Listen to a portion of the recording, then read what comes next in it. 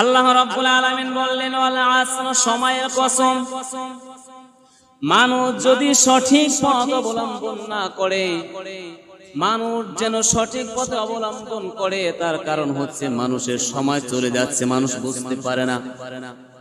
আজকের দিনের সময় কালকে আসবে না, হায়াতের মতন সময় একদিন চলে গেছে। এখন 1 ঘন্টা সময় পরবর্তী টাইমে হবে না, পরবর্তী ঘন্টা নতুন সময় শুরু হবে। কথা বলেন ঠিক কিনা? ইন্নাল ইনসানা লাফি খুসর, আল্লাহ রাব্বুল আলামিন বললেন নিশ্চয় মানুষ ক্ষতিগ্রস্তের মধ্যে রয়েছে। কি ক্ষতিগ্রস্তের মধ্যে রয়েছে? নাজাত না পাওয়ার ক্ষতিগ্রস্তের মধ্যে রয়েছে। মানুষের আস্তে আস্তে আস্তে আস্তে হায়াত শেষ হয়ে যাচ্ছে, সময় ফুরিয়ে যাচ্ছে। মানুষ জীবনের সময় শেষ হয়ে যাবে, কিন্তু জীবন যখন শেষের পথায় চলে যাবে, সারা বছর সারা মাস অপকর্মের উপরে লেগেছে, বেপথে চলেছে, বেপথে থাকতে থাকতে সময় যখন শেষ হয়ে গিয়েছে, এখন আর কালেমা পড়ে কোনো লাভ নাই, তওবা করে কোনো লাভ নাই। মৃত্যু তোমার সন্নিকটে এসে গেছে, আজরাইল তোমার ধারে এসে গেছে, আজরাইল তোমার পায়ের কাছে এসে গেছে, তওবা করার সুযোগ নাই। তোমাকে 70 বছর সময় দিয়েছিলাম, 100 বছর সময় দিয়েছিলাম, ঘন্টা বাই ঘন্টা, যুগের পর যুগ তোমাকে সময় দিয়েছিলাম, হাজার হাজার আলেম ওলামা থেকে তোমাদেরকে জানিয়ে দিয়েছিলাম, সাহাবা কেরাম থেকে শুরু করে, নবী আউলিয়া থেকে শুরু করে, আলেম ওলামা থেকে শুরু করে, জায়গায় জায়গায় মোড়ে মোড়ে মসজিদ তৈরি করে তোমাদেরকে সময়ের কথা জানিয়ে দিয়েছিলাম। তুমি সময়কে মূল্যায়ন করো না। কথা বলেন ঠিক কিনা? আরো জোরে বলেন ঠিক কিনা? সময়কে মূল্যায়ন করো নাই। তুমি মনে করছো এটা ভাওতাবাজি, এটা মিথ্যা, এটা ঠক, এটা এলাও করো নাই, বুঝতে পারো নাই। শুধু হুজুরের কণ্ঠর দিকে তাকিয়ে আছো, আর মসজিদ আসছো, এক কান দিয়ে শুনছো আর এক কান দিয়ে বের হয়ে গেছে। মসজিদ থেকে বাইর হওয়ার পরে আর তোমার এই কথাগুলো মনে নাই। তুমি এটা চিন্তা ফিকির করো নাই, গভীর ভাবে চিন্তা করো নাই। খবরদার, নিশ্চয়ই ওই সমস্ত মানুষগুলা ক্ষতিগ্রস্ত যারা আমার হকের পথে থাকবে না, যারা আমার কোরআনকে মানবে না, যারা আমার নবীর উপরে বিশ্বাস করবে না, যারা সৎ কর্মশীল হবে না, যারা সৎ কর্মশীল উপদেশদাতা হবে না, যারা ন্যায়ের পক্ষে থাকবে না, যারা হকের পক্ষে থাকবে না, যারা ধৈর্যশীলদের অন্তর্ভুক্ত হবে না, যারা ধৈর্যশীলদের উপদেশদাতা হবে না, ইন্নাল ইনসানা লাফি খুসর, ওই সমস্ত মানুষরাই ক্ষতিগ্রস্ত। আর এই ক্ষতিগ্রস্ত ওইখানে যারা নাজাত পাবে না, নাজাত না পাওয়ার ক্ষতিগ্রস্ত। দুনিয়ার কোন গরু মরে গেছে এটা ক্ষতিগ্রস্ত না, ঘর বাড়ি নাই এটা ক্ষতিগ্রস্ত না, একটা ভালো ঘর নাই এটা ক্ষতিগ্রস্ত না, রাস্তার পাশে থাকে এটা ক্ষতিগ্রস্ত না। আমি ওই ক্ষতিগ্রস্তর কথা বলছি যারা নাজাত পাইবে না, যারা নাজাত পাবে না, যারা দুনিয়ার সম্পদ, ক্ষমতা, সময়, এই 3টা জিনিসকে অপচয় করবে, ওই সমস্ত মানুষগুলো ক্ষতিগ্রস্ত। আমি আল্লাহ তোমাকে সম্পদ দিয়েছি, সম্পদ তুমি বেপথে খাটাইছো, ইসলামের পথে খাটাও নাই, ওই সমস্ত মানুষগুলো ক্ষতিগ্রস্ত। আমি আল্লাহ তোমাকে সময় দিয়েছি, সময়কে মূল্যায়ন করো নাই, ওই সময়ের মধ্যে আমল করো নাই, সময়ের মধ্যে ঈমান আনো নাই, সময়ের মধ্যে হকের পথে থাকো নাই, সময়ের মধ্যে ন্যায়ের পথে থাকো নাই, ওই সমস্ত মানুষগুলো ক্ষতিগ্রস্ত।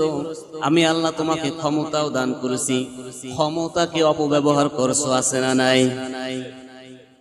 আমি আল্লাহ তোমাকে ক্ষমতা দান করেছি, যা কি দান করি, মহিলা হোক আর পুরুষ হোক, ক্ষমতা দান করছে। আর এই ওয়াজ আর এই সূরা মহিলা পুরুষ সকলের জন্য। কথা বলেন ঠিক কিনা? এই সূরা আসর শুধু পুরুষের জন্য নয়, নারী এবং পুরুষ সকলের জন্য। এই ক্ষমতা আমি যাকেই দান করছি, মহিলাকে করি আর পুরুষকে করি। এই ক্ষমতা পাইয়ে যারা অপব্যবহার করছো, ক্ষমতার বড়াই দেখাইছো, দুম্মি দেখাইছো, ক্ষমতা পেয়ে নিরহ মানুষের জীবনকে কেড়ে নিছো, ক্ষমতা পেয়ে নিরহ মানুষের রিজিককে কেড়ে নিছো, রিজিকের উপরে হাত দিছো, ক্ষতিগ্রস্ত করছো, মানুষের অর্থ সম্পদ নষ্ট করছো, একটা রিস্কা ছিল সেটা ভেঙে দিয়েছো। ক্ষমতা পেয়ে ঘর ভাঙবে 6 মাস পরে, 6 মাস আগে কারেন্ট কেড়ে নিয়েছো। কথা বলেন ঠিক কিনা? এটা ক্ষমতার অপব্যবহার। যতই আইন হোক না কেন, এটা ক্ষমতার অপব্যবহার। আপনি ক্ষমতা পেয়েছেন, 6 মাস আগে কারেন্ট বন্ধ করে দিয়েছেন। আপনি কারেন্টটা থাকলে 6 মাস ভাড়া পাইতেন। কথা বলেন ঠিক কিনা? আর 6 মাস একটা বাংলাদেশের সম্পদ অর্জন হতো। এটা হচ্ছে ক্ষমতার অপব্যবহার। আল্লাহ রাব্বুল আলামিন বলছেন, ওই সমস্ত মানুষ ক্ষতিগ্রস্ত যারা দুনিয়ার সম্পদ আমি আল্লাহ দিয়েছি, সম্পদকে ইসলামের পথে খাটায় নাই, আর সময় দিয়েছি, সময়কে মূল্যায়ন করে নাই, ক্ষমতা দান করেছি, ক্ষমতাকে সে অপব্যবহার করেছে, এই সমস্ত মানুষগুলো ক্ষতিগ্রস্ত। আল্লাহ রাব্বুল আলামিন বললেন, আর এক দল শ্রেণী মানুষ আছে ক্ষতিগ্রস্ত, যাদের সামনে আমার কোরআনকে উপস্থাপনা করা হয়েছে, কোরআনকে মানে নাই। কোরআনের মধ্যে সব কিছু আছে, তুমি কিভাবে চলবা, কিভাবে খাইবা, কিভাবে প্রস্রাব করবা, কিভাবে পায়খানা করবা, কিভাবে তুমি মানুষের সাথে কথা বলবা, কিভাবে সাংসারিক জীবন পরিচালনা করবা, সামাজিক জীবন পরিচালনা করবা, রাষ্ট্রীয় জীবন পরিচালনা করবা। তোমাকে ক্ষমতা দান করেছি, আমি আল্লাহর আইন তুমি মানো নাই। আল্লাহ রাব্বুল আলামিন বললেন, যারা আমার আইন থেকে, আমার হুকুম থেকে অবদ্ধতা হয়ে শাস্তির অপকারীকে ভোগ করে নিয়েছেন, শাস্তিকে অর্জন করে নিয়েছেন, ওই সমস্ত মানুষগুলা হচ্ছেন ক্ষতিগ্রস্ত। জোরে বলুন নাউজুবিল্লাহ, আরো জোরে বলুন নাউজুবিল্লাহ। নাউজুবিল্লাহ কইতে চান না? আপনারা মনে হয় শান্তিতে আছেন। নিজের দিকে নিজে তাকাইয়ে চিন্তা করেন যে আপনি কতটুকু শান্তিতে আছেন। আপনার ওই শান্তি কিন্তু এই দুনিয়ার ভোগবিলাসের শান্তি না, এটা আমলের শান্তি। আপনার জীবনে কতটুকু আমল আছে, আপনি জান্নাতে যাওয়ার সার্টিফিকেটটা আপনি অর্জন করতে পারছেন কিনা? নাউজুবিল্লাহ যে কইতে চান না, আপনি নিজে কি শান্তিতে আছেন না ক্ষতির মধ্যে আছেন, হিসাব মিলাই দেখেন। কথা বলেন ঠিক কিনা? আল্লাহ রাব্বুল আলামিন বললেন 3 নাম্বার আয়াত, ইল্লাল্লাযীনা আমানু ওয়া আমিলুস সলিহাতি ওয়া তাওয়াসাউ বিল হাক্কি ওয়া তাওয়াসাউ বিস সাবর।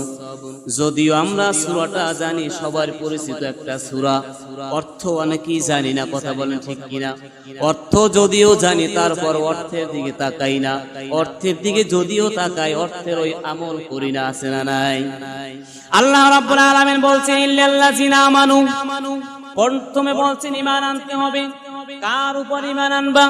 4টা দিক দিয়েছেন। তুমি সর্বপ্রথম আল্লাহ এবং আল্লাহর রাসূলের উপর ঈমান আনতে হবে, আখিরাতের উপর ঈমান আনতে হবে। ঈমানে মুফাসসালের ভিতরে যতগুলো কথা বলেছি, সমস্ত কথার উপরে 7টার উপর ঈমান আনতে হবে।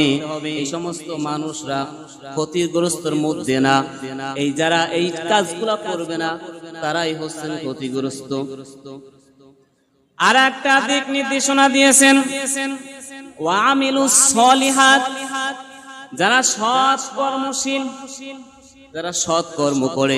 এখন আপনি মিলান যে আমার কর্ম, আমি যে কাজ বাজ করি, চাকরি করি, এই বদলা দিই এবং মাঠে কাজ করি, আমার কর্মটা কতটুকু সত্য বা হালাল আমি নিজেই জানি। কথা বলেন ঠিক কিনা?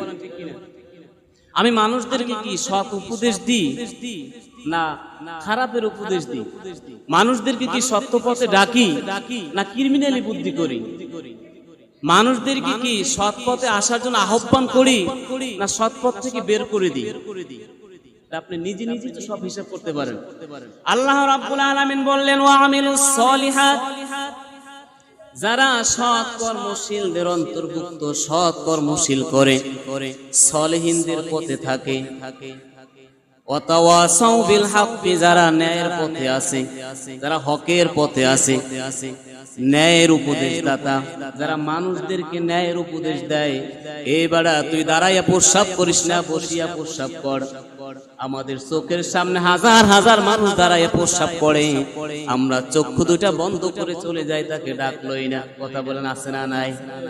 মাস্টার ডিগ্রি পাস করে এমন প্ল্যান করছে, বসতে পারে না, দাঁড়ায় দাঁড়ায় প্রস্রাব করা লাগে। এই দাঁড়াইয়া প্রস্রাব করা, কুকুরের ন্যায় প্রস্রাব করা, এটা তো হকের পথের প্রস্রাব না। কথা বলেন ঠিক কিনা?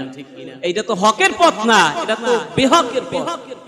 এই ন্যায়ের পথে মানুষ যাদেরকে ন্যায়ের পথে ডাকে, একটা বললাম, খালি উদাহরণ দিলাম যে তুমি হাজার হাজার ডিগ্রি অর্জন করেছো, এমন টাইট ফিট প্যান্ট পরেছো, বসতে পারো না, দাঁড়াই প্রস্রাব করা লাগে রাস্তার কিনারায়। এই দাঁড়াইয়ে প্রস্রাব করা থেকে বের হয়ে আসা এবং তাকে হুকুম করা বসে প্রস্রাব করা, এটা হচ্ছে ন্যায়ের পথ। আর যারা বেপথে চলে, খারাপের পথে চলে, এই পথ থেকে তাদেরকে উপদেশ দেওয়া, তুমি ওই পথে যাও না, এই পথে আসো, এটার নাম হচ্ছে ন্যায়ের পথে উপদেশ দেওয়া এবং নিজেও এই ন্যায়ের পথকে অবলম্বন করা। কথা বলেন, বুঝছেন কিনা? আল্লাহ রাব্বুল আলামিন বললেন, ওয়াতাওয়াসাউ বিল হাক্কি, যারা হকের পথে থাকে, অন্যের হক ঠকাই খায় না, ন্যায়ের পথে থাকে, ন্যায়ের উপদেশ দেয়, এই সমস্ত মানুষগুলা ক্ষতিগ্রস্তের মধ্যে না, তারা হচ্ছে আমার মুমিন বান্দা। ওয়াতাওয়াসাউ বিস সবর, যারা ধৈর্য ধারণ করে। আমাদের বিপদ আসে না নাই? বিপদ আসে না? এই যে পানি আসতে, সেটাও তো একটা বিপদ। এই যে আকাশে ফরকুনি মারে, ঢাক দেয় গ্রিন গ্রিন করে, এটাও তো একটা বিপদ। বিভিন্ন জায়গায় আমরা অ্যাক্সিডেন্ট হই, এটা একটা বিপদ। আমাদের সন্তান মারা যায়, আর আল্লাহর হুকুম, এটা একটা বিপদ, আমাদের কাছ থেকে কেড়ে নিস। আমাদের একটা সম্পদ নষ্ট হয়ে গেছে, এটাও একটা বিপদ, আমার সম্পদটা আল্লাহ লয়ে গেছে, আমার কাছ থেকে কি আল্লাহ বেজার হয়েছে, লয়ে গেছে। আল্লাহ রাব্বুল আলামিন বললেন যে ওয়াতাওয়াসাউ বিস সবরি, যারা ধৈর্যশীলদের অন্তর্ভুক্ত হতে পারবা, সমস্ত কাজে সব জায়গায় ধৈর্যশীল হওয়ার মতন উপদেশ দেবা। যদি কেউ ভেঙে পড়ে, তাকে ধৈর্য ধারণ করার মতন ক্ষমতা অর্জন করার মতন তাকে উপদেশ দাও, তিনি যেন তোমার কথা পেয়ে শুনে আনন্দিত হয়, উপদেশ গ্রহণ করে। আর তুমি নিজেও এই ধৈর্যশীলদের অন্তর্ভুক্ত হও। এই 4 শ্রেণীর মানুষ, এই 4টা কাজ যার ভিতরে থাকবে, সে ক্ষতিগ্রস্তের মধ্যে না। আর এই 4টা কাজ যার মধ্যে না থাকবে, ওই সমস্ত মানুষই ক্ষতিগ্রস্ত।